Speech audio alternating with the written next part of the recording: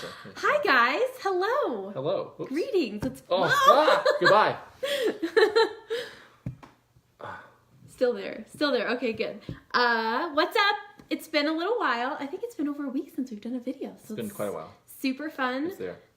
I turn my light all the way up, just for. And then I ask, and then I start second guessing. So Yeah. today's video is about how don't let your significant other cause you to second guess yourself. That's not what it's about. No, that's not what it's about. What it's about, it's a question. We had a question from someone. It's kind of a long, multi-part question, but it's got a lot of, I think, will bring out a lot of really great answers that can apply to a lot of different people in a lot of different situations. So, yeah, I guess we can get right into it. Yeah, it's a really good question, and I think it's probably a situation that a number of people have dealt with or have dealt with something similar to it.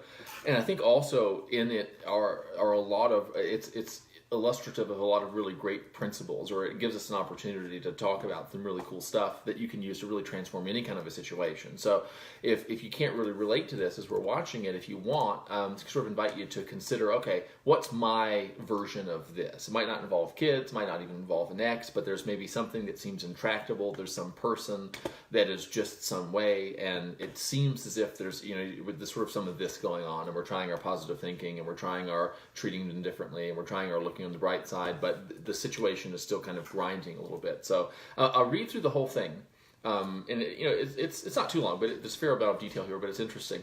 I'll read through the whole thing, and then we'll kind of take it chunk by chunk, because I think that there's so many interesting things to say in this whole thing. So this is a person who wrote me and said, I have a daughter, she's 3. Her dad is abusive, he's a narcissist. Basically, a lot of crap's been going on for like over 5 years, right? Mostly kind of like verbal stuff, but also a little bit of physical things here too. They are involved currently in a kind of custody issue, which apparently the guy is responsible for both of those things. Now here's the thing that this person is struggling with. This ex-person no longer affects her personally, doesn't affect her directly, but obviously how he treats their daughter does affect her. And now here's the key thing. He knows this. The ex knows that his treatment of the daughter affects the person who sent the message, and so he does all sorts of things to her. So essentially, it's a situation where the ex is sort of mistreating the daughter or using the daughter as a pawn in a way to get back at, maybe allowing the person who sent the message to think that he's mistreating the daughter or something like that. Basically, using the child as leverage against his ex. Now, here's the key thing. My struggle is how to balance protecting my daughter and being indifferent to my ex at the same time. I'm convinced that when he can no longer kind of get at me in any way, he'll give it up, right? So there's a sense here that this guy's whole game is this conflict is causing her difficulty, causing her drama, causing her pain and all this stuff. And once that's finished, so once the custody thing is over, or once there's been some kind of a clean break in the relationship with the situation, probably it won't really be an issue anymore. But as long as we have kind of like to co-parent, I'm afraid that won't happen because she has to make sure her daughter is safe. And so it sounds like what's going on is this guy is doing things to kind of provoke her kind of a motherly instinct into getting into tiffs or squabbles or fights with him that she would not do if it weren't for that. So that sounds like she's done a really good job of kind of just separating herself from, but he knows kind of the button. He knows what to do. He knows what to make her think he's doing or will do or something like that to kind of get her riled up and draw her back into probably the same dysfunctional crap that was going on when they were together, which maybe is why they're not together anymore. I used to, this is interesting, I used to really believe that everyone does their best, but that's what got me to stay with him for so long. Maybe some people are just toxic. That's interesting. We'll come back to that for sure. I'm responding to him way more resourcefully now than when I just left, so that's good. And that's all thanks to becoming aware of my own patterns. I think that's exactly true, and I think the recognition of the fact that that's true is hugely invaluable. But now I feel like I'm stuck between indifference to him and what he does, and a need to protect myself and my daughter. She says, yeah, she hopes this makes sense, and it did make perfect sense, and she hopes that there's a question there somewhere. I think there's a lot of good questions, and there are a lot of good comments, a lot of good things to talk about. So, first thing, obviously, I would say is this like a legitimately dangerous situation or not? Because if it is, if this is like this guy, this individual is a dangerous person, well, then obviously you need to just, if there's any doubt whatsoever, I would personally go ahead and go to the authorities, go to whoever you need to go to, right? I think that's the first thing that's really kind of critical, because a lot of people do a lot of stuff that a lot of people allude to things. A lot of people will suggest that, unfortunately, in relationships, they'll do anything they need to do to get out the other person. You know what I'm saying? And I think there's a huge difference between this guy does he have any history at all of mistreating the child? Does he have any history at all of behaving, badly to the child? I think if you've got any reason at all to suspect that there's any chance, you know what I'm saying, that he's going to do anything to the child, or even not just that the child's not safe around him, go ahead and I would go for that. I would report that. I would do what you need to do there. Let's assume that's not true, though. Let's assume that that's obvious and everything. Here's my struggle. He no longer affects me directly, but how he treats my daughter, of course, does, and he knows this, and he does all sorts of damaging things to her. So I guess that's actually really interesting. It depends on what those things are. We probably know what those things are. If he's actually doing stuff that's harmful to the child, then go through that one channel. That's a very procedural thing. What I would not do is, if the things that you've said about this guy are true, that he's a narcissist, that he's thriving on conflict, that basically the daughter sort of represents a hook that he's got in you, that he can kind of use. So when everything else is gone, he's willing to do anything he needs to do to get a rise out of you. I would become completely procedural. I would withdraw completely from the emotional. I would not give him anything, because there's nothing that you can do in terms of responding emotionally or getting upset that's going to cause him to stop doing anything he's doing. The only thing you can do is report, document this stuff. If this guy's doing stuff that's inappropriate, if he's talking about doing things inappropriate, write it down. Call whoever you need to call and tell them. So I think creating a trail of this is more practical than I thought it would be. But in the beginning, I think you definitely want to do that, because you don't want it to be this he said, she said kind of mishmash mire of, he said something at some point, or he's done a lot of things. If you have like a log or a record of this junk, if it's really going on, you want to have that to present to people, because it's extremely compelling. I remember I actually had to go to small claims court one time to get some money back that was owed to me. This was years and years ago. I think it was like 24 or something like that. It was a hilarious experience. And I won the case. And I won the case because I had extremely meticulous of all the stuff that had happened. So there's immense power there. So I think that when you're if he's using your motherly instinct against you or provoking you or something like that, I think if you can channel that to something practical, right, which is every time he does something, specifically what is it? What does he allude to? What words exactly does he say? I'd start compiling a list of that, you know what I'm saying? Because this is not appropriate. It's not fair for him, even if he's not actually doing anything bad to the child, or if he would never do anything harmful to your child. Mistreating his child's mother is harmful to his child, but I'm saying, like, if he wouldn't do the things that he's saying to worry you, still, it's not fair for him. It's not appropriate for him to be using the child as a pawn. And I think that if you can create a record of that and really demonstrate that clearly, that'd be a great thing to do. This is very useful for really any situation. So, like, the first thing, let's say, from a G&M perspective, and you have a conflict in your life, mm-hmm. The first thing is, like, what practically can we do about this conflict? If it's a life circumstance, if it's a situation, if there are things that you can do those things. If there's something that's going on in your life that's causing you to have conflicted feelings, to be in a conflict of any kind, the first place to go is the most practical solution. Most practical, obviously, would be take some kind of legal action to get this person out of your life, legally, out of your child's life, because that clearly will resolve at least part of the situation. And then we move into kind of the experiential. So let's say you've exhausted all those efforts. There's truly nothing you can do. Then you move into, okay, how can I transform my experience of this? So, for the people watching, if this isn't your circumstance, think, okay, what are the practical things that I can do to get myself out of the situation that I find myself in? Mm-hmm. And that kind of practical problem solving is so useful, because again, think from like the biological animal perspective. Get out of the situation. You're in fight or flight for a reason, because you are, you want to get out of it. And if you can, find a way. And, this situation, it sounds like there might be an actual legal way to get out of it. Yeah. So like you said, exhaust all those efforts. Really go down that road. If it's genuinely something that is harmful to the child, that would be great to get out of it. I think another thing that would be really useful for that, just purely in terms of you and your awareness, is when you start documenting, don't react to the things that he does.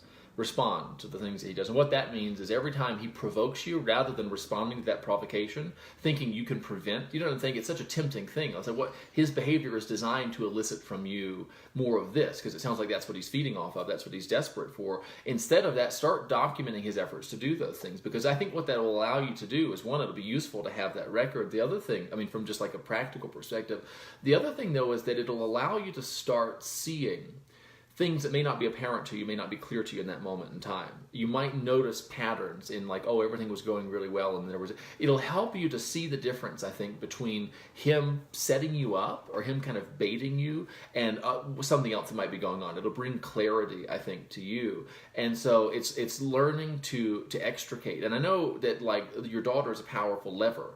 And that's exactly why he's using her. And I think that this is interesting. So as we've set aside protecting her practically, physically, if she's in danger, keep her away, do whatever you need to do there. Assuming this is just straight up between him and you, your ex, it has nothing really to do with your daughter. He's just trying to hurt you.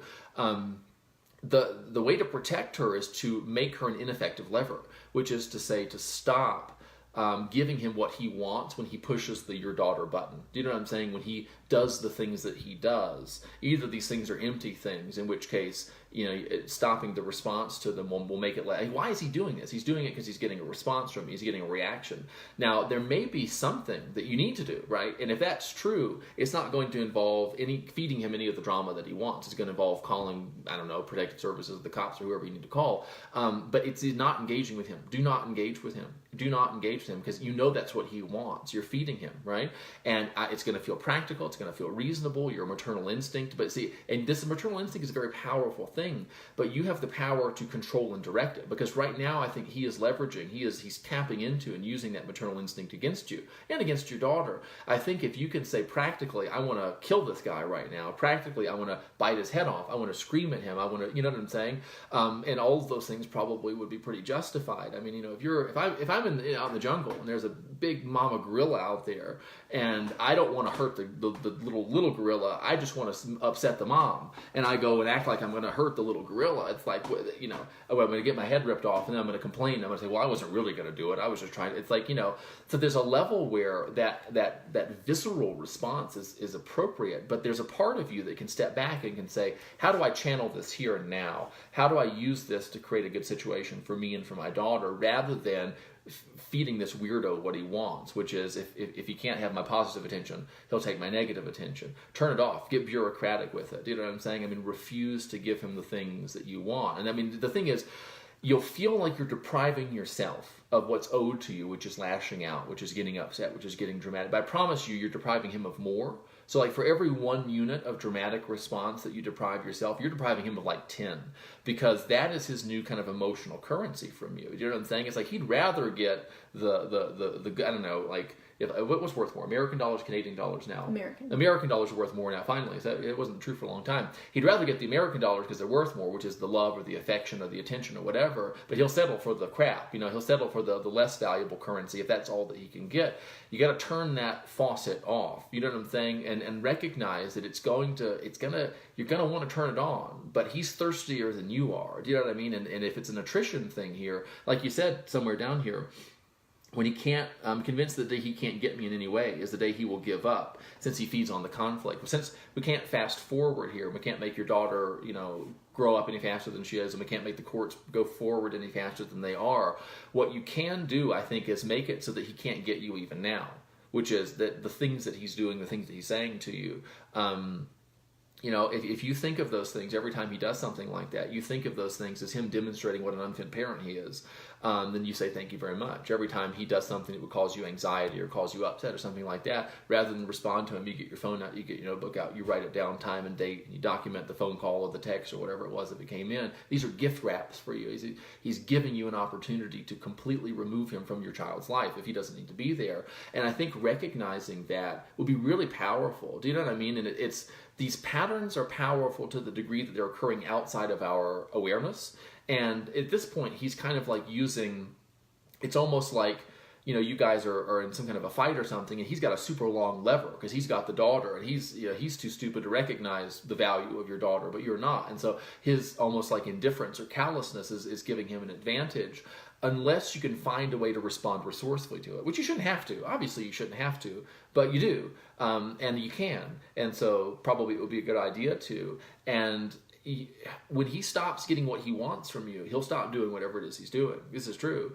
And I think you'll feel very powerful too as you start to discover, like, there's nothing I can do at this level because he says this and I say you better not, and we go da da da da over and over again. But if you go up to this level up here, if you float up like you have in the other areas of your life, if you become aware of, okay, I get that he kind of has a Trojan horse in the form of my daughter here. The fact that he has some custody over her probably shouldn't have. It's making it very easy for me to respond in ways that don't serve me. It's making it very easy for me to give him what he wants by doing what I feel like I naturally want to do because of what a jerk he is. But I don't have to do that. Recognizing that it makes total sense that you would have done it so far, that like this will probably be one of the more difficult things you'll ever have to do in your life.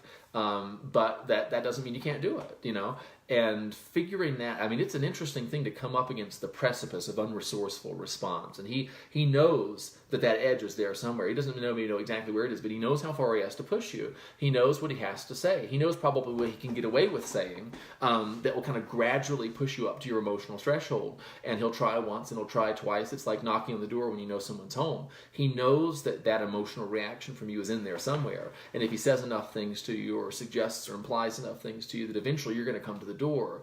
If eventually you don't come to the door, like if one time he tries and tries and tries and tries and tries and you never come, and you call the cops on him, right? I mean, figuratively, or maybe actually, I don't know. Or you don't give him what he does want, and you do give him what he doesn't want.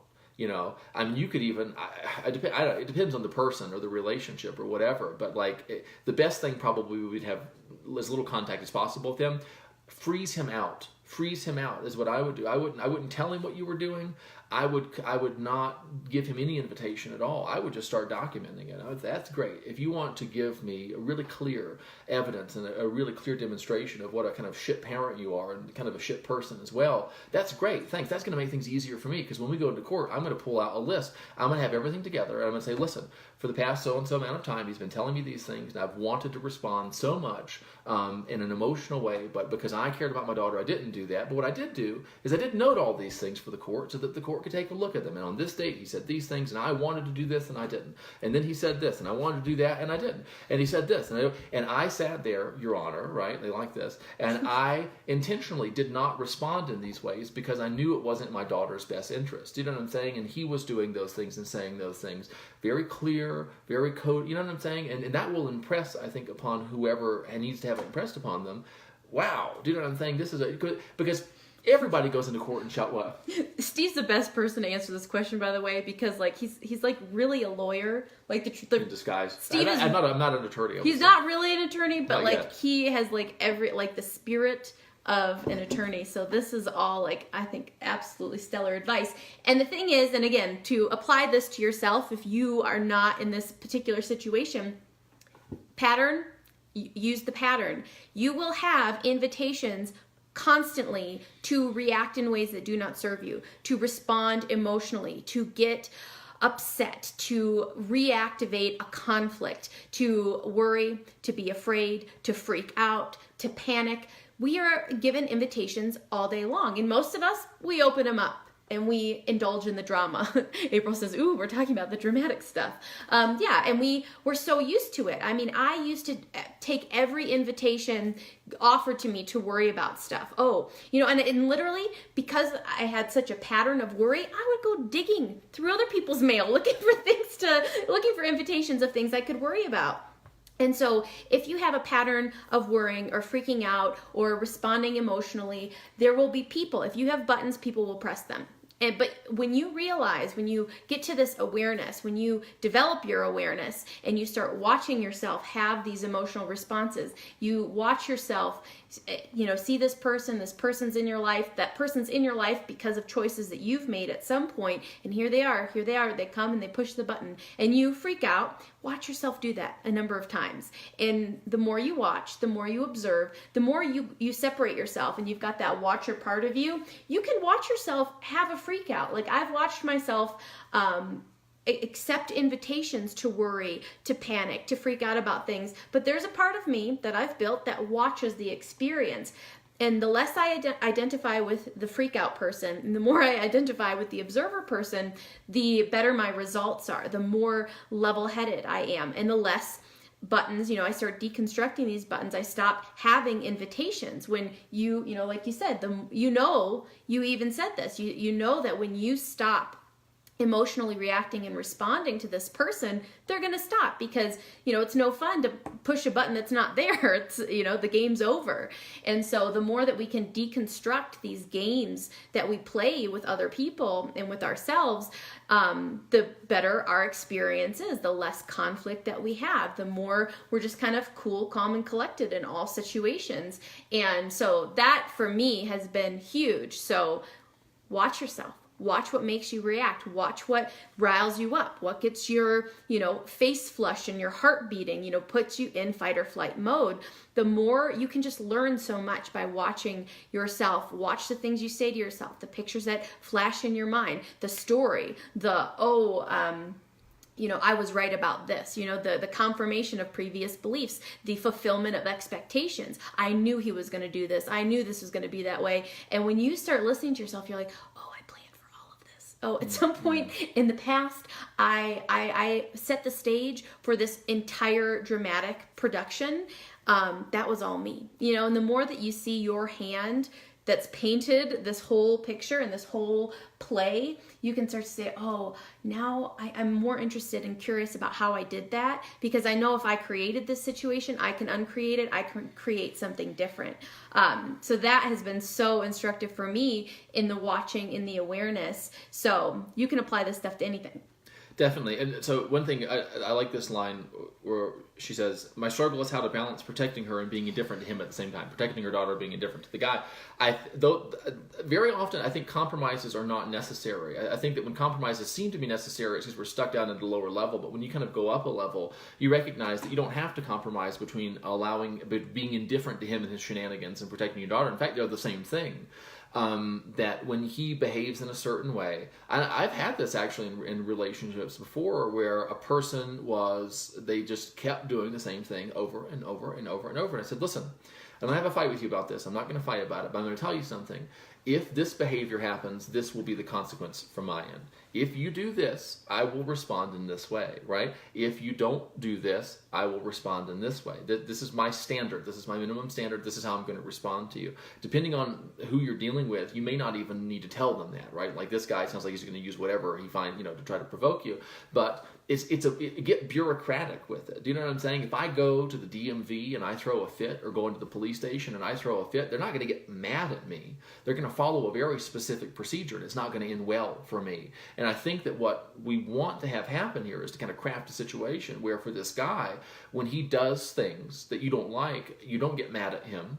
It initiates a very cold, a very not passionate, a very rational, a very predictable procedure, that the outcome of which he does not like. And I think that it's recognizing that indifference is really protecting you and your daughter, and it's cutting off the lifeline. It's cutting off, it sounds like, the thing that really makes this all sort of worthwhile for him. And he said, I'm convinced that the day that he can't get me is when he'll kind of stop all this stuff. Make it so he can't get you now. And what does that mean, get you? I think what it means is elicit an emotional response from you. Garner that intense attention. There's a certain point where you have this internal criteria where it's like, if he behaves 10 out of 10 inappropriate, or if he says 10 out of 10 things, or something like that, that's when I'll start to do what doesn't serve me. And this is tough. I want you to know that I recognize what a difficult situation this is. However, the pattern still applies, and the pattern really is: deconstruct your criteria for giving him what he wants. I mean, it's like a toddler that throws a tantrum. Do you know what I'm saying? And the child has some kind of an understanding that, like, if I scream loud enough for X amount of time, they'll take me out of the restaurant. They'll give me some candy, or they'll take me home, or whatever. That is a sense kind of like what he's doing, I think. And when he recognizes there's no amount of screaming, there's no amount of acting out that will get him what he does want, and it doesn't take very much acting out at all to get him what he does not want, I think that behavior will start to change. Let's move now into, I used to really believe everyone always does their best, but that's what got me to stay with him for so long. Maybe some people are just toxic. And we have this whole idea that says everyone's always doing the best they can, given the resources that are available to them at the time. that is a belief. It's a power belief. It's a very useful, very powerful thing to use on yourself. It includes you, and to transmute one's experience of other people. Someone cuts you off in traffic. Someone acts like an asshole. Somebody, lies about you, gossips about you, does whatever. Well, I guess that was the best they could do given the resources, internal, external, mentally, emotionally, whatever that was going on, physiologically, that was going on with them at the time. That doesn't mean you put up with that behavior. This is key. There's a really important asterisk by everyone's always doing the best they can given the resources available to them at the time. And there's an asterisk, and you got to go down and read the footnote. The footnote says, and some people's best fucking sucks, and some people's best is not good enough for you. And so the interesting thing for me is, when I kind of built this thing and played with it and started experimenting with it in my life and in the lives of the people that I worked with, I was trying to figure out there were people in relationships, and they were usually women, with guys that were assholes, that were mistreating them, that weren't treating them well. And I was like, okay, how can I create or help these people create the behavior called leaving this relationship? Because apparently getting really upset about it, being mad about it, and all those different things wasn't helping. It wasn't doing the trick. Because there would be an inflammation of an anger, and then there'd be a swing back, and there'd be remorse or reconciliation, and then the same cycle would just happen again and again.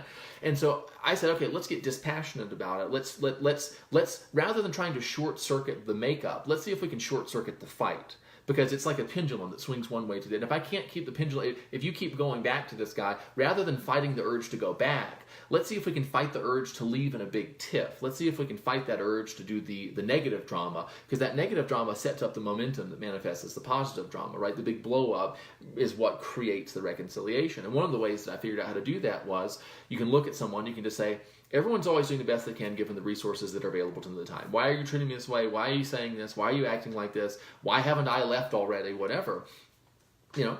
Apparently your best was whatever it was that happened.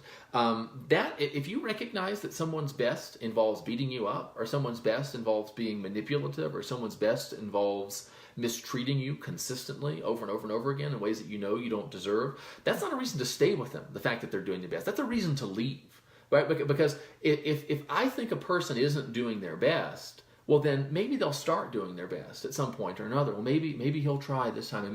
But if I recognize that this guy's doing his best and he's a complete fucking asshole, then it's like, all right, probably it's time to pack up and go. But it's like, if I've got a TV and it's just not turning on, and I think that there's something I could do to change it, I'm going to keep messing with this thing. But if I recognize at some point or another, you know what, the bulb's gone, or something, maybe there's someone who could fix this, but it's not me. It's a television technician. Do you know what I mean? Then it's time to go find a new TV. Do you see what I'm saying? And for me, one of those big things was, I want this whole everyone's always doing their best, including me. That means, why didn't I leave earlier? Well, it was because I didn't have a way of thinking about it and feeling about it that would result in my sort of extricating myself from that situation, until I did. And once I got that way of thinking and feeling and behaving, I rode it right on out of the bad situation. They're doing the best that they can. It allows you just to look at it. It doesn't require you to say, why are they doing this? It must be something wrong with me. I must have done something wrong. That's why they're mistreating me in this way. You don't require that explanation. They're doing what they're doing because what they're doing is the best they can given the resources they have, given everything that's happened to them in their life up until this point, given whatever's going on with them metabolically, physiologically, whatever's going on with them in terms of their thought patterns, all the shit they've got outside of their awareness. All of that stuff kind of like sum totals together and manifests as their treatment of you or their behavior in other areas of life. And when you can just write off the whole, why is it this way? Why are they doing this? Did I do something to no. They're just doing the best they can given the resources available to them at the time. Then you just say, well, until they have some better resources, their best isn't good enough for me. And then you're gone, right? So maybe some people are just toxic. I think a lot of people, probably not inherently, I think everybody has the capacity to display toxicity. Everyone has that ability. Everyone can go into a state of consciousness that will cause them to mistreat anyone and everyone in their life. And I think that's really important to recognize, that there's not a certain kind of pure and special person who cannot enter into a state of consciousness or develop a concept of self that will cause them to mistreat the people that they care about most in the world. That, again, it's not something that excuses the behavior. It explains it so that you understand it, so that you know precisely why a person is dangerous. Because you can have a good person go into a bad state of consciousness and they can do bad things. They will not do what they are. They will do what they've conceived themselves to be. And so, again, I mean, you can be, I just know he has a good heart, or I know she means well. Well, that might be true. But so long as they're occupying the state of consciousness, so long as they're conscious of being, or their self-concept involves them treating you the way that they are, they will continue to do that. And they'll continue to do it regardless of all the other things they have the potential to do instead. And, you know, when that's just something free and light and liberating about that to me,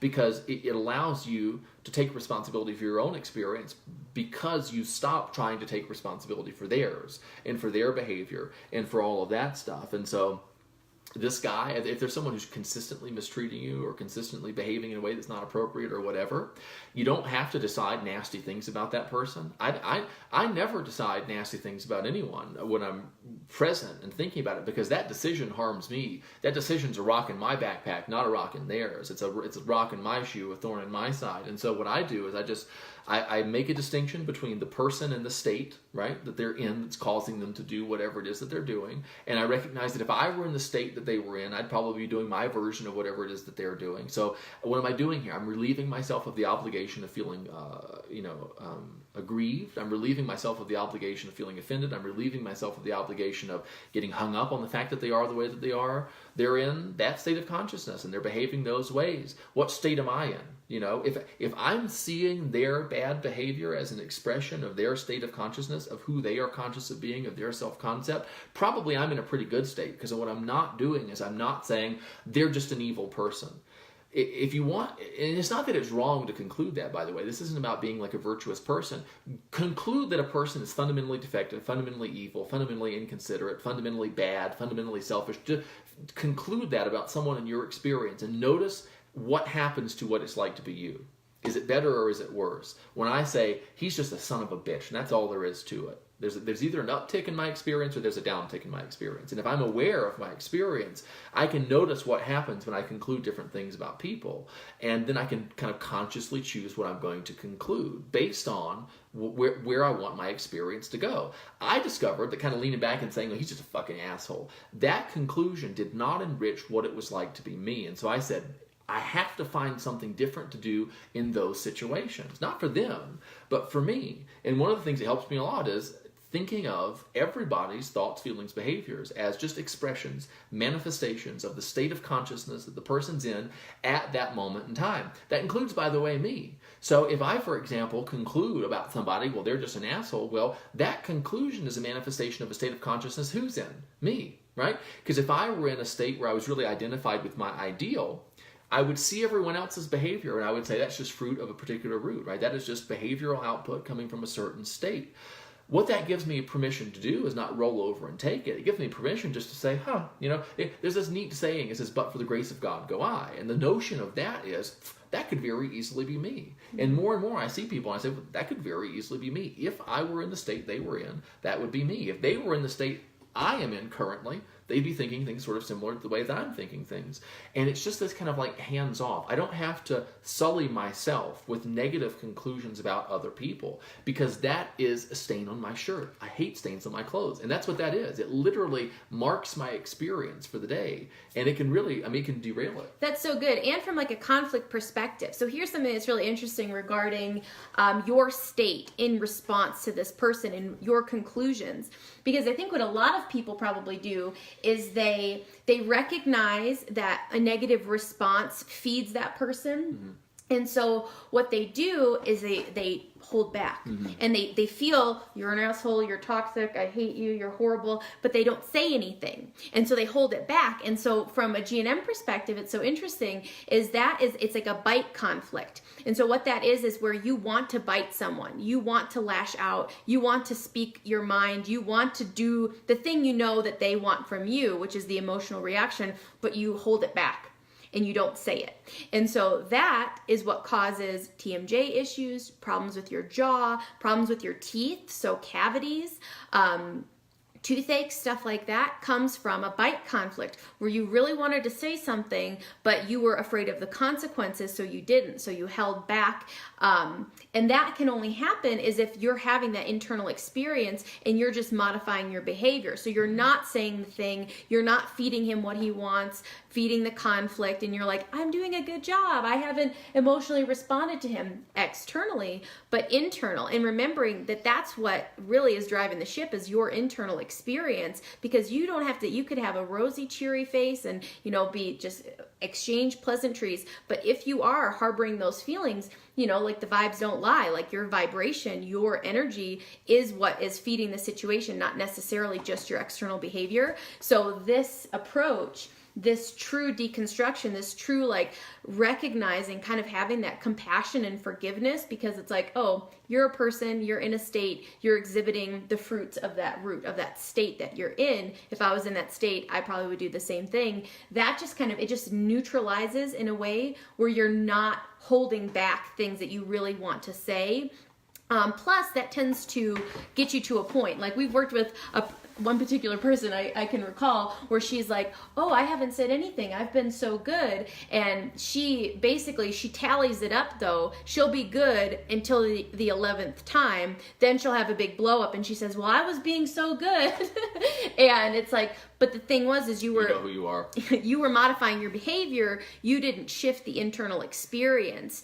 And I think we're all guilty of that at times where you're doing all the right things on the outside, but not on the inside. And that's where it really counts and really matters, because that's your experience. Like what you do on the outside really, if your experience of it isn't that true peace and that kind of inner steadiness, that's what's going to be informing your nervous system of what it needs to do in terms of adaptation or healing, and it's going to be determining what that other person really feels from you. Yeah, I think that's not something to stress about, right? So in the situation like the example that we're giving here, the guy is a narcissist, or he's provoking, he's manipulative, he's trying to upset his ex by leading her to believe that their daughter, that he's going to do things that she doesn't approve of regarding their daughter, right? I don't know if that means saying nasty things about her. I don't have any of the details about that, but it's not like something to stress about, like, oh great, I have to find a way to create a positive experience of this. It just changes the goal. And like the goal is, I'm looking for a complete transformation of my consciousness here. I'm not looking for to bite my tongue, right? That's not particularly useful, because then you bite your tongue and you add the feeling of being angry that comes with that to the feeling that you had before. It's not about just the external physical behavior. It's about how can we, and that's, by the way, a really terrible way to live, feeling like you want to bite somebody's head off, but biting your tongue instead. It's not satisfying, because what you want to do is bite their head off, and here you are biting your tongue. It's just not the same. It doesn't give you that same satisfaction. What we want to do is figure out, how can I make a situation where what I feel like doing and what I want to have done are the same? And that's something that you engineer. That is a complete, true transformation of consciousness. That's where we're doing really, really deep work, because there's a huge difference between, and most people never go to this level. Most people say, I'm here and I'm a mother and I should be able to expect certain things from the father of my child. He's not doing those things, so until he changes, I'm upset. Everyone would agree that I'm upset, that I have a right to be upset, and I don't contest that you have a right to do that, but we're talking about kind of different levels, different layers, and going really deep and getting to that basic pattern level. And the basic pattern level is this: there is an experience called what it's like to be me. That experience is not what I want it to be presently. What can I do to change that? Not what reasonable things can I do to change that. Not what would society expect me to do. Not what, what am I obligated to do? What am I willing to do? What can I do to change that experience? When you do that, you grow out of the level at which this guy has any control and any power over you. You cease to be a mother only, or to be an ex only, or to be a woman only, or a person only, and you expand into this kind of full consciousness. And you start responding at all of these different levels. And it sounds like he's got pretty much one level of behavior. When it comes to his flexibility, he doesn't have a lot of it. He knows he has one way of getting what he wants, and that's acting like an asshole, right? And when it's time for him to try to get what he wants, whether it's attention or whether it's feedback or whether it's a reaction or whatever, he's got one go-to thing that he does. And you know what they say, when everything, there's a Russian saying, I think it is a proverb or something, that when all you have is a hammer, you just treat everything like a nail. And perhaps you know people who behave that way, who are constantly jerks, and it's because they don't have flexibility to respond, you know what I'm saying? And so they're a jerk all the time. When you wash your hands of any concern about him and what he ought to be doing, and you recognize he's being a jerk, all right, that's a state of consciousness thing. He's being an idiot. That's a state of consciousness thing. That he is perfectly expressing his concept of himself. He's perfectly expressing his state of consciousness. My experience of him, my perception of him, my thoughts about him, my ideas about him, my feelings, my behaviors, my responses about him or to him bear the watermark of the state of consciousness that I am in the moment that I think and feel and do those things. And so it's my business to make sure that I am where I want to be. It's not my business to call up everybody else and make sure they're where they need to be, or where they should be, or where they want to be. Attend to myself first, to an unreasonable degree. If I'm seeing something in somebody else, and this is, I see sometimes bad things or unlovely things in people sometimes. And what I mean by unlovely is not things I shouldn't see in them. I mean things that don't enrich what it's like to be me. I can see things in you that enrich my experience, that improve. When I see the best in people, it enriches my experience. I'm having fun. I'm doing cool stuff. I see somebody else is up to something pretty neat. It's like, oh, that's neat. I'm really happy for them. It's great that they're doing that stuff. That enriches my experience. So other times I feel kind of judgmental. I feel kind of dismissive. I feel kind of like, well, what are they doing that for? What? And that impoverishes my experience. And so I'm all about maximizing my experience. And so it's like, okay, if I'm kind of finding fault with a person, or even more generally than that, because that sounds like, oh, don't do that. Then that's not what I mean. If I am seeing another person in a way that's not enriching what it's like to be me, if I'm seeing another person in a way that's impoverishing what it's like to be me, if I'm seeing another person in a way that's causing me to feel like doing things that are not going to serve me, right? Things that I know aren't going to serve me, I need to shift my state of consciousness in order to make sense out of doing something that's going to serve me more. And if I don't do that, I won't do things that serve me more. And I think it's just recognizing that. It's like literally be willing to transform your present experience of who this person is. Very often we're not willing to relinquish that. We want their behavior to change, but we're not willing to change our image of them. And a lot of the time, changing our image of a person, it doesn't mean pretending that what they're doing is okay. It doesn't mean that pretending what they're doing doesn't bother us. It means acknowledging that what they are doing is just an expression of a state that they are occupying. They could be other than they are. They could be expressing something other than, they could be expressing something better than they are. I could be expressing something much worse than I am. And if I conceive myself to be this guy, or if I conceive myself to be all the things he is now presently conceiving himself to be, I would behave in a way that was just as bad as him. There's no difference between this guy that I'm talking about and me that I actually am right now, except for states of consciousness. And when that happens, I don't condemn anyone. I just respond to the reality of the state that they are expressing at a given moment in time. It doesn't involve rolling over. And in fact, condemnation very often is a component of tolerating something, because I condemn a person, I judge them, I feel strongly about how wrong they are, and I burn up all of my energy doing that, rather than just simply responding to them, because I want to make sure they get what they deserve, rather than making sure I get what I deserve.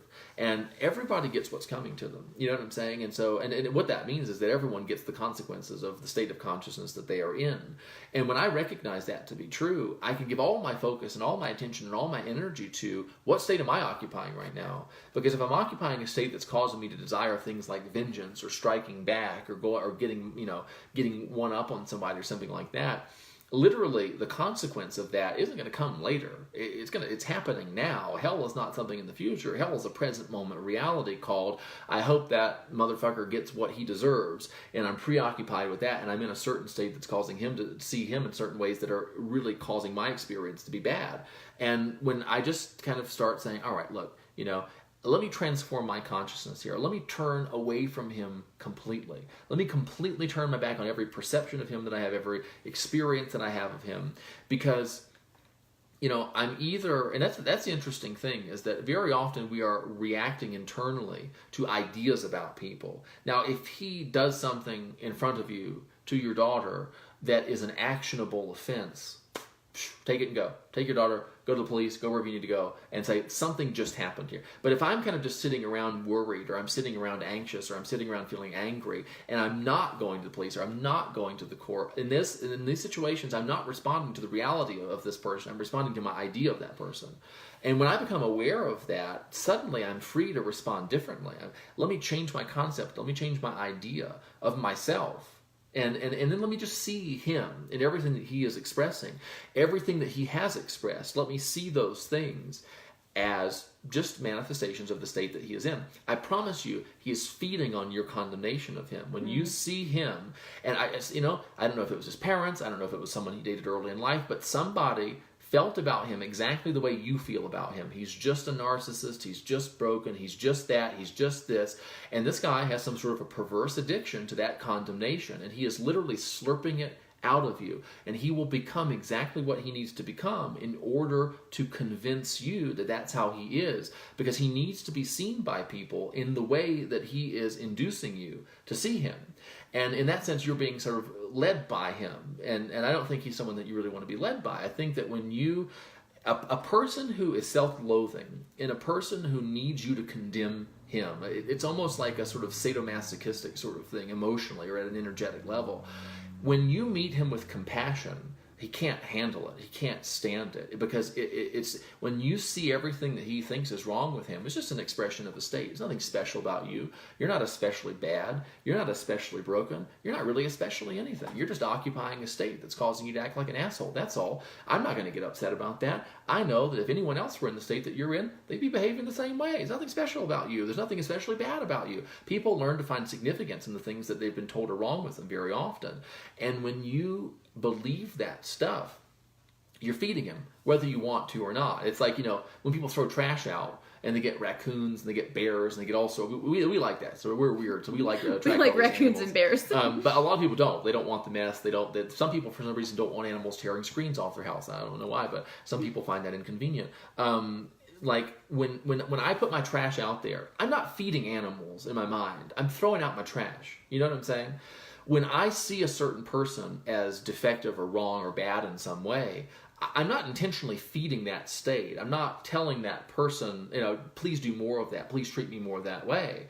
And yet I am. When I put that garbage out there, if that garbage is available to things that feed on garbage, I am feeding those things that feed on garbage. If I'm holding an image of another person, a concept of another person, and that person is feeding on that, whether I'm intending to feed them or not, you know what I'm saying? I am. And the key then is to figure out, boy, when I put that trash out there, I attract a lot of what I don't want. When I see him this way, he lives down to my seeing him that way. When I see all of the appalling things that he says and does, and all the things that he tries to do to get a rise out of me, when I see all of those things as sort of pathetic manifestations of a pathetic state of consciousness, I don't feed him my condemnation. I may make myself absent from him as much as possible, but when I do come into contact with him, instead of he doesn't get a pat and he doesn't get a slap. He gets nothing. He gets nothing. And you know what happens when you don't put trash out in your house? Animals don't come around. You know what I mean? Well, people shouldn't, that's disgusting. Why would anyone feed on garbage? Well, the point is that they do. And recognizing that and learning, you know what I'm saying? Learning to withhold that from him, that for some reason he values your condemnation because it kind of affirms the state that he is in. He's got a concept of himself that is not great, and he behaves in ways that manifest that concept. And it's very satisfying to him, or maybe it's gratifying in some kind of a weird way, when other people seem to confirm that what he has conceived himself to be is in fact what he is. Yeah, it's like the biblical principle of, love your enemies. And, before, when I didn't have like the model of understanding the Bible as states of consciousness and describing like, everything going on in our minds, it's like, well, it's like resistance. It's, well, they don't deserve that. They don't deserve compassion. They don't deserve love. There's nothing that they're doing that is lovable. So how can I possibly love them? And you feel like you're doing them a favor, or like you do it so that God won't be mad at you. You forgive the bad people so that God won't be mad at you. But it feels you have resistance to it. But the thing is it's really all about you. It's really that compassion, that love, that blessing, like truly blessing these people that harm you, that wish to do harm to you. Love them, bless them, because what it's doing is it's just taking away, like you said, their food, what they're feeding on. And remembering, like, everything it's like a boomerang. When you throw out condemnation, that's going to come back in some way, shape, or form to you. You keep it alive by feeding it. But when you... Particularly when it's justified. Yes, of course, yeah. Not except or unless it's justified, especially when it's justified. That for me was the game-changing kind of sensation, because I was like, oh, wait, you mean the fact that doing what doesn't serve me is justified doesn't mean I have to do it, or doesn't mean it makes sense to do it. In fact, this is the best time to not do it. You know, that's an incredibly profound thing. I think this injunction, or I guess it's a commandment to love your enemies, it's interesting. What that means to me, it's basically, it's a roundabout kind of commandment. What it's saying is, do what you need to do to feel love even for your enemies, which means become conscious of being. Become so identified with your ideal, with what you want to be and who you want to be, that you feel love even for these people who are your enemies. It doesn't mean force yourself to feel some way other than you're inclined to feel. It means find a way to feel this way naturally. Ascend the mountain. You know what I mean? It's like, for example, if you're standing at the foot of a mountain, and I'm, let's say I'm God and I come down out of the clouds, or I'm God, I'm your consciousness, right? And I say to you, look, you need to be able to see 1,000 feet further than you do now, or you need to have a clearer view of things. I'm not commanding you to like squeeze really hard and force a change in your perception. I'm commanding you to climb the mountain. Climb the mountain, right? That's what change your perception means. It means ascend. It doesn't mean, squint really hard so that in an attempt to see what you would see if you were on the mountain while staying at the bottom. It means ascend the mountain. It means climb the mountain because the view's better up there. That is literally what love your enemies means. It means do what the fuck you need to do in order to feel love even for your enemies. Become so identified with your ideal that that unlovely things cannot abide in your presence, that you are incapable of perceiving of unlovely things in other people. It didn't say feel bad about the fact you don't love your enemies already. It doesn't say feel bad about the fact you haven't already done the things necessary for you to naturally feel love even for people who you in the past have thought of as your enemies. It doesn't say that. It says love your enemies as you love yourself. Now that's very interesting, because I tend to see in other people what I see in myself. To the degree that I myself am identified with my ideal, I tend to see that ideal, or at least the potential of it, in other people. And I think, in fact, everybody pretty much is feeling about their enemies basically the way that they feel about themselves. The thing is, sort of the rising tide brings up all the ships. It's like if the tide rises, it does not just elevate my ship and cause the other guy's ship to sink because I don't like him. What happens is we've sort of both come up together. And that is really kind of my concept of self. And so I think that makes a lot more sense to me, that consciousness, that I amness, that your awareness of being is not giving you impossible tasks. It may be giving you tasks which are impossible from your present state of consciousness, and that's the point. It is to sort of coax you out of that state of consciousness to a higher one. And this is a very powerful thing, because I notice it sometimes, right? That it's like, man, I'm seeing the worst in a lot of people here. I'm feeling kind of very critical of it's very easy for me right now to see things that I don't want to see. And if that's true, there's nothing wrong with you. It's a state of consciousness. If I go into my basement, it's very easy for me to see those things which are visible from my basement. Do you know what I'm saying? If I go into a public toilet, or even worse, a porta-john, it's very easy for me to see those things which are visible from the place that I'm occupying. It's just, you know what I'm saying? It's just that way. If I go into the most beautiful room in a museum, or in a house, or in a lovely modern home, or if I climb up on a mountain and I've got a nice view, it's very easy and natural for me to see from that place those things which are visible from the place that I'm currently standing. And so this whole thing, love your enemies, it's a call not to do the impossible from where you are. It's a call to ascend the mountain. It's called to go to the place you have to go in order to do the thing I'm asking you to do. That's what all of these things are, really. It is an invitation to be better. It's an invitation to experience. It's an invitation to become better by conceiving yourself to be something bigger and better and greater and broader than you already are. Because if I'm feeling oppressed by an ex, see, at the end of the day, right? And this isn't a fault thing, it's a responsibility thing. And the person to whom this is addressed can certainly handle it because she's familiar with this idea. if I'm experiencing myself as being oppressed or manipulated or in some way beholden to an ex of mine, regardless of the reasons, regardless of how on a social level it makes total sense and it's perfectly understandable, and he's manipulating and he's abusive and all that different stuff. At the end of the day, if I am experiencing myself as oppressed by another person, it is because I have conceived myself to be one who can be oppressed by someone else, particularly someone as trifling as him. There's this interesting thing in the Bible that we were first in our own sight as grasshoppers, and there were all these giants, basically, that we conceived ourselves first to be small, and then everyone else got a whiff of it, and they started conceiving us to be small too, and then they grew in proportion to our own smallness, and there was this kind of vicious cycle that was set up.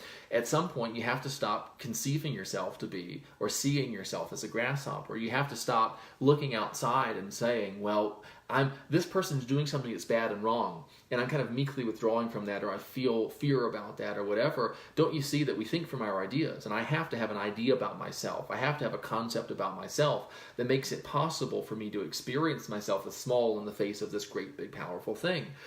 That's not sort of becoming of someone like you. And I believe this whole situation is sort of an invitation to kind of transform your own consciousness, to conceive yourself to be someone who doesn't require all of the assholes of the world to mind their manners. That's not, you know what I'm saying? That's a problem.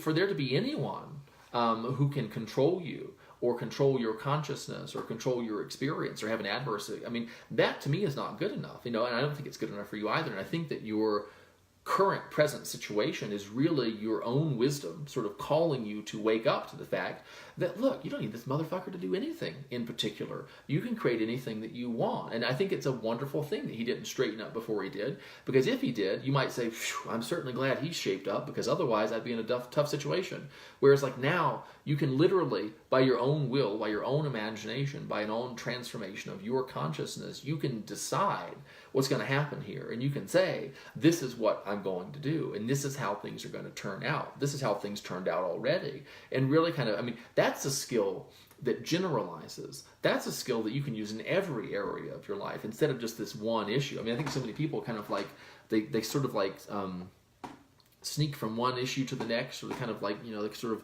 nervously proceed from one thing to the next, hoping that this works out and hoping that that works out. And oh boy, if I used to do this, right? If I just pass this test, if I just get away with this thing, if I just, whatever, then everything will be okay. That's a game that you can spend your whole life doing. And in order to break out of that, things have to stop working out for you in advance of your deciding how they're going to work out. And you have to kind of like appropriate the feeling of the wish fulfilled in advance of any evidence that it's going to happen. And you have to say, listen, here's an abusive jerk who can hurt me by hurting my daughter. If he chooses to do that, I'm going to decide how this thing's going to turn out. I'm going to pull the brakes on his control of my experience, and I'm going to just decide. And I'm not going to tell myself a story that I need him to do anything other than what he's doing right now in order for me to get exactly what I want. That's a very powerful thing, and it gives you a lot of wonderful stuff to do instead of sitting around worrying about what he might do. You start really consciously, deliberately creating the outcome that you want in your mind. That's a very powerful thing, and I think that, I think it's going to be a very, because if you can rise to this occasion, which I know you can and you will, and you're probably already doing it, everything else will be easy after this. And these are really wonderful life experiences when you find your way out of something like this, and everything that comes after it is relatively easy. That's an immensely valuable thing. Yeah, there is such huge power in decision and realizing that no one can do anything to you. No one can do anything to you, and like really securing that confidence in yourself, in your creative capacity, in your experience. That's the thing, is we still believe somehow that someone can get at us. It's like he's got your Achilles heel. He's got the thing. He's the one person in the world that can do anything to me. And you've got to rise above that. You've got to grow bigger. You've got to feel yourself as bigger and more decisive. And by utilizing all of like the tips from this video and really conceiving yourself to be a person who, takes action, who does whatever you need to do. And then you just grow in that consciousness. You bless your enemies because you can, because you are at that elevated state where, it's easy for you to do so. It's not a struggle. I thought those examples are just so wonderful. Gosh, you know what it reminds me of isn't it an interesting story in the Bible where someone was asked to do something very difficult, and it was made difficult by the fact that it involved their child? Remember this whole thing? Oh yeah. Mm-hmm. And that's, to me, that was the most perverse thing ever. Like, what kind of a sick what kind of weird theology is this where God's like, okay, look, you have to sacrifice your kids. It's like, just kidding. I wanted to see if you would do it though. And it's like, what's a psychological interpretation of that? Assuming there's not some kind of a sadist up in the clouds that want to just see what he can get us to do. What's the psychological interpretation of that? And it is, do you trust your consciousness? Do you trust your I amness? Do you trust your awareness of being in all circumstances, even those where the stakes are very high, even those where if you place your faith in consciousness and it was a mistake, the consequences would be terrible. Will you do it even then? Because until you do it, it's not really kind of a faith thing. And so, for example, will I trust my awareness of being? Will I trust my I amness? Will I trust my ability to create through kind of conscious direction of my consciousness the outcomes that I want, even when the stakes are so high they could not be higher, even when the stakes involve those that I care the most about in the world? I think that's kind of what that's all about. And what I found that helps me a lot in those situations is I say, all right, here's the big moment. Here's my big chance. This is the chance for me when the reward is very high, the time that it's the most difficult to do. I mean, I think people who are facing really difficult physical health challenges, is the same thing. It doesn't matter if you're doing mix of treatments or whatever, but when someone comes along and says, listen, consciousness is the only reality. Your whole experience is just your consciousness pushed out. There's nothing that sort of your awareness of being, there's nothing that you can become aware of being and not really then embody in your reality and in your life. It's like the fear of disappointment is so strong, right? Which is this kind of manifestation of a lack of faith, because the perfect faith would be you just assume that you're it, and then you don't worry about it, because feeling the assumption, right? Feeling the feeling of being the thing you want to be is as good as being it. If you know one to one leads to the other. Life presents us with these interesting challenges, these situations where, it's difficult because we fear the disappointment. Well, what if it doesn't work, and all this different stuff? And it's immensely liberating, you know what I'm saying, to trust your consciousness in a moment when the stakes are very high for you, because it makes it easier. It makes it exponentially easier to trust your consciousness hereafter in everything. And so I think of these moments kind of as a gift, and that it just as a means of transmuting one's experience. It's so easy to say, God, okay, I get it. I understand all that stuff and it sounds great, but geez, I just wish this one would hurry up and work out, and then I'll do it for the rest of my life. I will do it this way. I will trust my awareness. I will trust these things. I will trust consciousness. But if just this one would work out. And I found that I would do that over, and I would do it over, and I would do it over and over and over again. At some point, I have to say, I don't wish this situation were other than it was right now, that other than it is right now. I actually don't wish that it was different. I don't wish that I had signs that I don't presently have. My awareness of being is enough for me. My faith in my imagination and in my capacity to create the outcome that I want, that is sufficient for me, because I don't throw a penny into the wishing well and then look for signs and get excited when I see one and depressed when I don't and all this different stuff. This is weak stuff. I just decide what's going to happen, and that's that interesting thing. If I had fully decided what the outcome was going to be, and if I had fully appropriated the feeling of the wish fulfilled, if I was now conscious of being and doing and having everything that I'm hoping I can be and do and have as a result of being conscious of being and doing and having what I want, would I be worried about whether or not being conscious of being and doing and having what I want was going to work or not? I wouldn't. You know what I'm saying? Because I would have fully kind of embodied that thing. And then, what is it? I don't know if it's from the Bible or if it's Neville or someone says something really interesting where it's like man's faith in God can be measured reliably by his faith in himself. Yep. So there's all these little Easter eggs hiding in there, which is to say, if you don't have faith in yourself, if you don't have faith in your awareness of being, your I amness, your consciousness, you don't have faith in God. That you cannot have faith in anything outside yourself without having faith with what's within first, because everything that's outside is just a projection of what's within anyway. And so if I'm not going to trust sort of the source of all things, I'm certainly not going to trust. If I'm not going to trust the root, I won't trust the fruit at all. Do you know what I mean? But it's learning to turn to that root, and it's learning that like things that are seen always, and in all cases, proceed from things that are not seen. Things that become very big start out very small. Things that occur outside of sight, whether it's in a womb of an animal or whether it's in the soil of the ground, stuff happens that you do not see, and it manifests as things that you do. Things that you want, things like children, things like food, things like a business, that was born out of the mind of a person. The womb of the mind. Do you know what I'm saying? It always, always, always happens that way. And so learning to become utterly indifferent to signs. And what are signs? Signs are this asshole's behavior. his past behavior, these are all signs. And when you transcend that kind of psychological, social level, and you go to the level of like, okay, fine, I get all that. Dr. Phil's a big fan of saying the best predictor of future behavior is relevant past behavior. And I actually think that's a pretty intelligent statement. I watch Dr. Phil ironically, or I used to, and now I kind of like will binge and catch up when I'm doing like a house project or something. I just like put it on YouTube and listen, while I'm doing whatever I'm doing, and it's entertaining for me for some reason. But anyway, that at one level of existence, at one level of being, that makes sense to me. And I play at that level sometimes. I want a capacity to transcend that level, though, right? I want a capacity to go down to a level of cause, of a level of consciousness, because we spend so much time playing in the realm of effects and things that happen as a result of consciousness. But you want to have the capacity to deep dive, to go down deep, and to really find the root of all things. Where is all of this stuff coming from? Like what? And that's bringing more and more into your awareness so that you can see yourself. This isn't about belief. Faith at most is kind of a bridge that sort of takes us from where we are to experiences that will kind of transform. It's like here I am, here's my present consciousness. It kind of traverses a bridge of faith into a new consciousness, into a new state, into a new.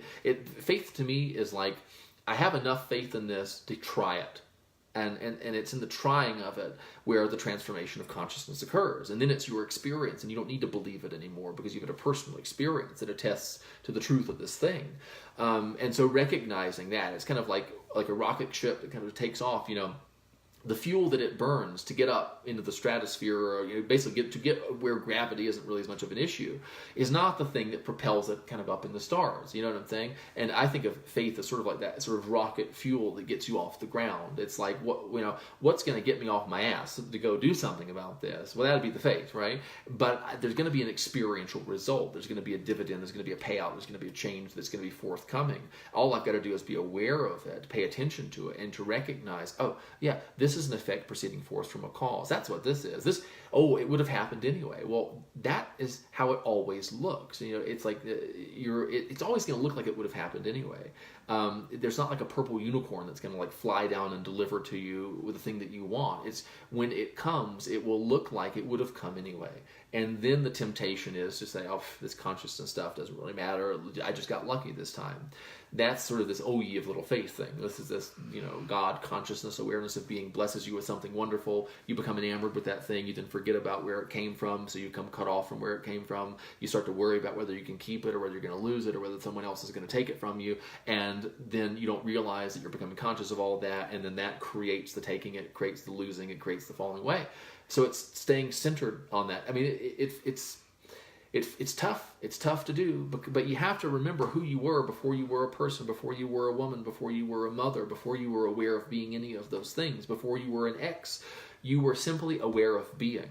Before you were aware of being anything, you were just aware of being. And it was out of that awareness of being that everything that you are now aware of being issued forth. And the good stuff and the bad stuff, the things you want and the things that you don't want, it all came, right, from the first thing, which was the simple blank awareness of being. And if you want to change the expression, you change the impression. You go back to that, you go back and back and back and back and back and back and back to that simple awareness of being. And then you proceed forth in a new channel. You proceed forth in the direction that you want to go. It's like, if you think about like a central point, and there's all these different places that come out from it. It's like this point way over here and this point way over here. They may not be connected. And so many people spend so much of their life trying to go directly from here to over here. There's no connection here. It's like this all roads lead to Rome sort of thing.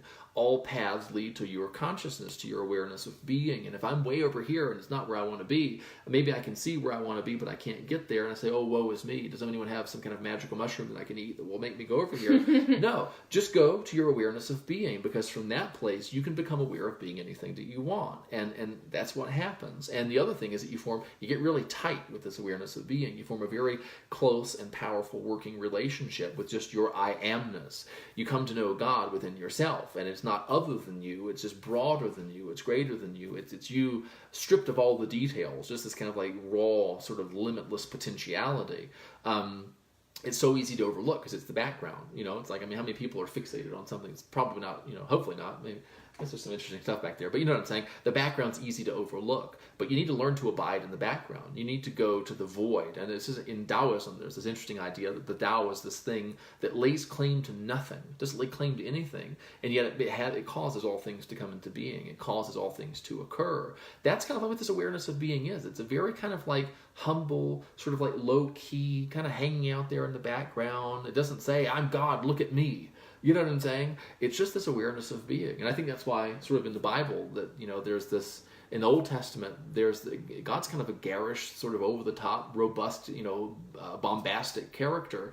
And I think it's like, you know, this whole thing, what is it? That I won't give my glory to another. You know what I'm saying? And I think that almost is sort of like swinging hard in the opposite direction of what the real nature of that I amness is, which is this super subtle, just really subtle thing that's always present, but way in the background. And it's giving rise to literally everything. And it's so easy to overlook because it's common to everything. I am rich, I am poor, I am married, I am divorced, I am happy, I am sad. It's always fucking there. It's never not there.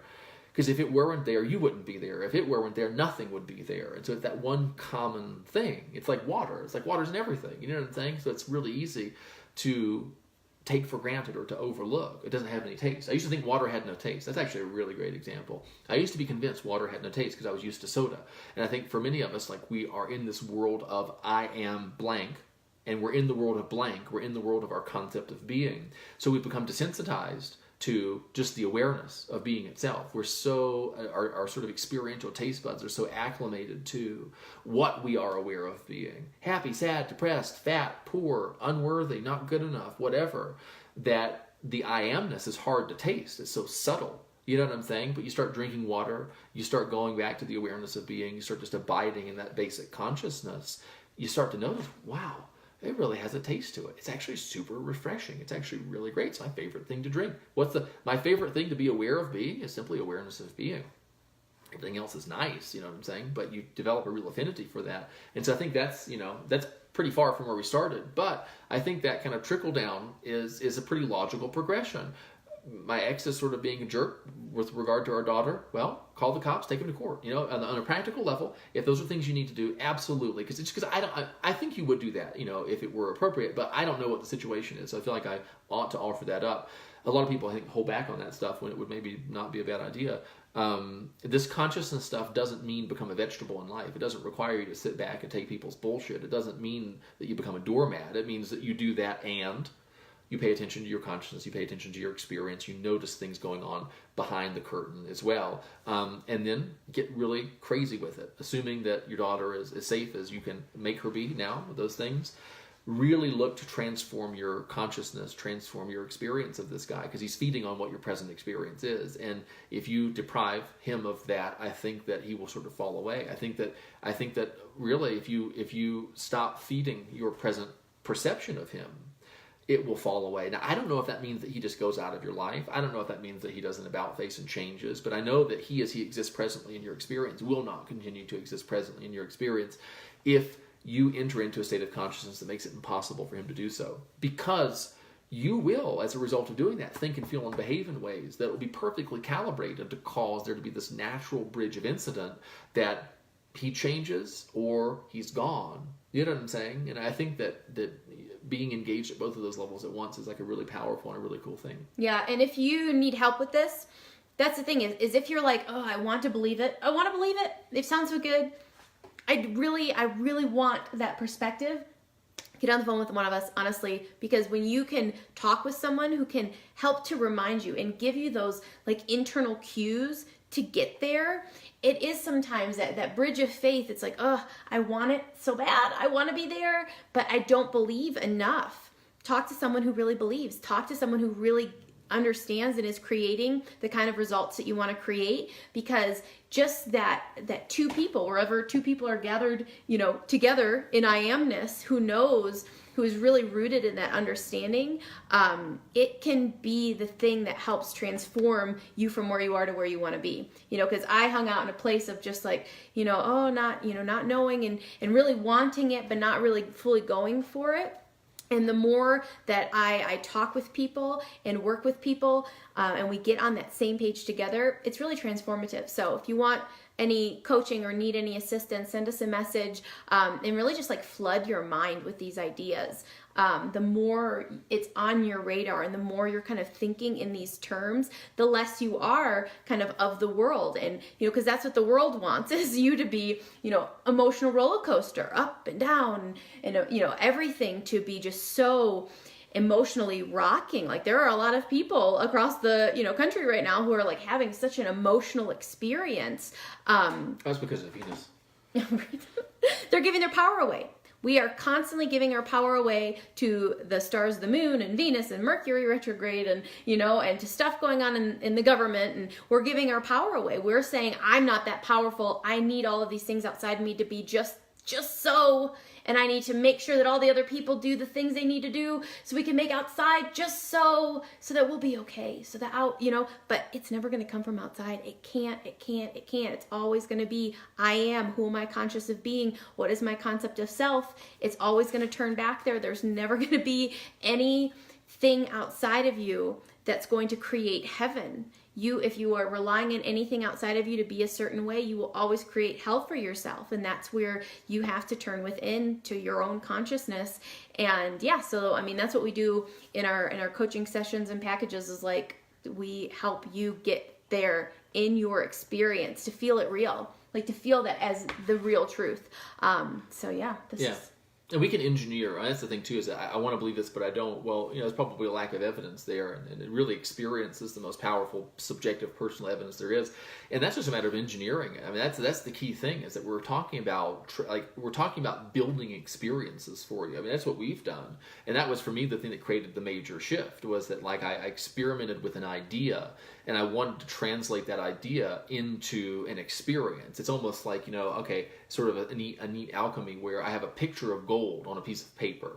It's kind of like what personal growth books are. You know what I'm saying? It's the word pictures of gold. Oh, have the life you want, lose all this weight, make all this money, da da da da da.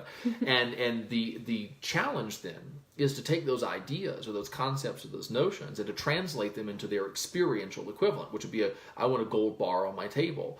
And that was the thing, is that, it doesn't matter if I have 100,000 photo pictures of gold, or if I have one photo picture of gold, it makes no difference if I don't know how to turn a picture into the real thing. It's not like I'm going to get 10 million pictures hoarded up in my house and suddenly it's all going to turn into gold. I'm not going to have 10 million ideas or 10 million personal growth books, or if I store up just enough knowledge, something's going to happen, and there's going to be fission, or there's going to be fusion. I kind of thought that was how it was going to happen. Was a certain amount. Yeah. Let me stuff myself full of this and then everything will be fine. No, I have to figure, if I can't turn one good idea into a wonderful experience, 1,000 good ideas isn't going to help me anymore. I have to at some point learn how to translate. You know what I'm saying? I have to learn how to immerse my consciousness in it, not just my intellect. I have to figure out how to transmute my experience. And very often what that means is letting go of the experience that I'm presently having. Okay, well, what the hell does that mean, letting go of the experience? Because I know what it means to let go of a thing physically. I have an idea about that. Experientially, what does that look like? Thought-wise, what does that look like in terms of what responses to what's going on and what it's like to be me right now would constitute letting go? We have to operationally define these things. What that means is we have to come up with a definition that's definite and that means something, and that we can measure it, because did it happen,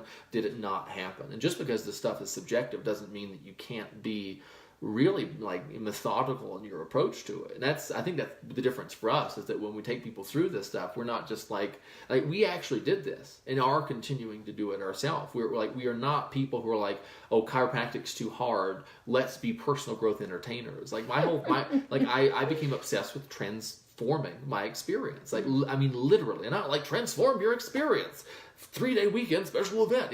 I'm not talking about that. That's when you go and you jump and you get really excited, and then you feel high for a while and you go home and return to the same. Transformation, you don't go back to where you were before. It's like, the caterpillar, once a butterfly, doesn't in that life cycle turn back into a caterpillar. You know what I'm saying? It doesn't go to a seminar, turn into a butterfly for a while, and then wake up on Monday and be a caterpillar again. I got obsessed with doing this for myself because I didn't like what it was like to be me nearly enough. And I developed ways of doing this and a systematic approach to doing it. And I tried things and they didn't work. And I tried a bunch of different stuff and it didn't work. And I said, okay, what about all this?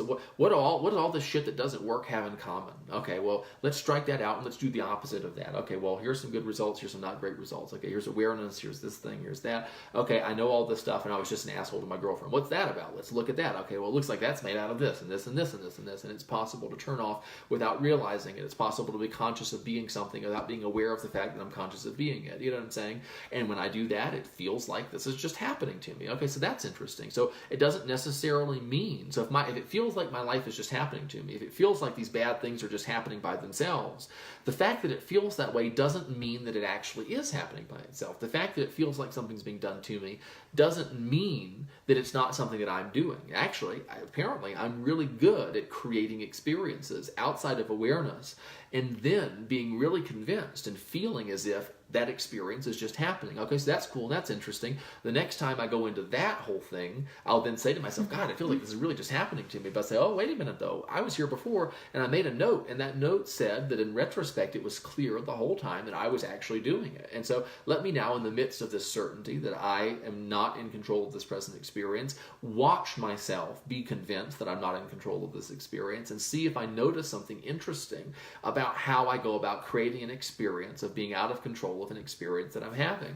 These are these different interesting layers to them. And you get systematic with this stuff. I mean, it's not hard. Calculus isn't hard. When you know the formulas, when you know the permutations, when you know this and you understand the operations, you could do really cool shit. And people will say, oh my God, I have no idea how you could ever do that. I mean, I spend a little bit of time learning, I don't know, a very basic gymnastics maneuver sometimes or something like that just for fun.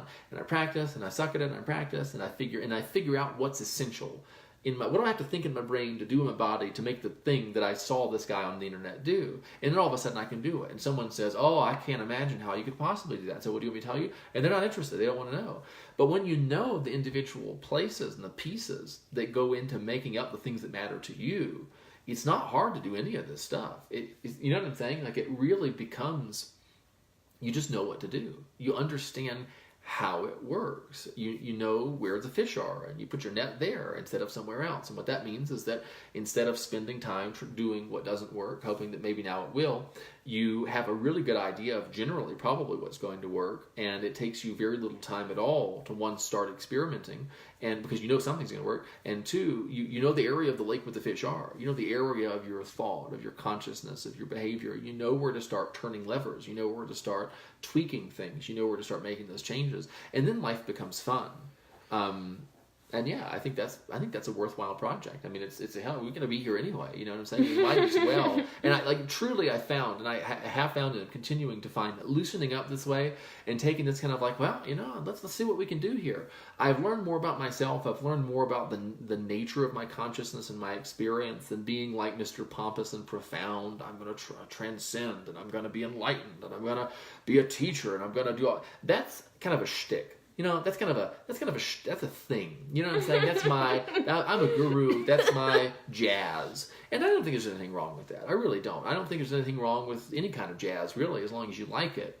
I'm talking about something different. I'm talking about the actual, literally, you in your recliner, on your couch, in your computer chair, wherever the fuck you are, wherever the fuck you're doing, having fun, maybe not having fun.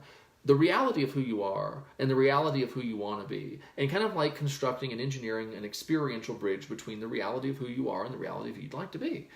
This is fun, you know what I'm saying? And it involves this like full-on engagement of your consciousness that I have a feeling relatively few people ever actually do in life, because we're so busy rearranging kind of like the external world. We're so busy rearranging kind of our concepts of ourselves. We're so busy trying to give other people the impression about who we are. We don't really do much about rearranging the impressions we have ourselves. We don't really do much about rearranging our internal impressions. And I just found, I literally was just too lazy to do it the way everyone else did. That's the only reason that I went down this path. It wasn't that I, was so smart or spiritual that I transcended the world of the ego. The world of the ego, frankly, was too much fucking work. I mean, it was too much rushing around, too much manipulating people, too much trying to finagle situations, too much trying to, well, do you think she thought that I said what I said because she thought that I meant something other than what too much of all that. I was like, God, this is too much. Maybe I could do something different. And that's when I started kind of working with consciousness and with my experience, because I think the watershed moments were, one, what it was like to be me started to be really important. the quality of my experience, just the essence of what it was like to me, started to matter to me. I recognized it was a thing, and I recognized that it was really important to me. I recognized that everything that mattered to me, my relationships, my physical body and health and money and all that stuff, mattered to me because of the impact it had on what it was like to be me. And then I started looking and noticing what seems to go into making the quality and the character of this experience what it is. What makes it the way I want it to be, what seems to be making it ways that I don't want it to be, what can I change, what can I experiment with. And that is, to me, I think, self-love. It's an interest in yourself, and it's an interest to say, hey, I'm basically okay. I might need to do some rewiring here. There might be a little tinkering I can do, not to justify myself or to make myself worthy of anything or anyone, but to improve my experience. You know what I mean? Like, to be that artisan in the workshop, that's the person who really produces something wonderful. Like, we were listening to a show called Business Wars, and it was like talking about Henry Ford tinkering in his car. What was it, the Tin Lizzie? Was that the thing that, no, that was like, no, the quadricycle was like this thing that he made. And like, he didn't make that because he wanted to improve the world necessarily. I mean, he was in there tinkering because he was having fun. He wasn't trying to justify himself. He wasn't trying to like impress anybody. He was just in there doing his thing. And when you go in here and you just kind of start doing what are you doing? I'll just do my thing. I'm having fun. I'm in my workshop. I'm tinkering. That's when the really genius stuff happens. But you can't, if I try to justify my experience and my existence, I make myself a nuisance to everyone, most importantly myself. But if I just kind of relax into this thing and I just start saying, all right, what can I do here? What would I like to do? What do I think I'd like to do? How am I seeing myself in the world and other people? How do other people in the world seem to be seeing me? How would I like these things to be different than they are right now? Oh, that's fun. Okay, that's great. And you start getting these cool ideas.